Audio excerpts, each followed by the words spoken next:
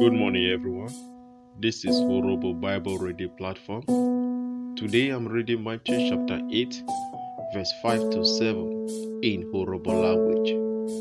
I'll be remind you who you'll be roying, erere, awo roying, inyori, rite, igre. Verse 5. Oke, roriwo, te, ke palom, olotu, re, ofowi, ovo, debro, re, oda, rene. Verse 6. Urhobo,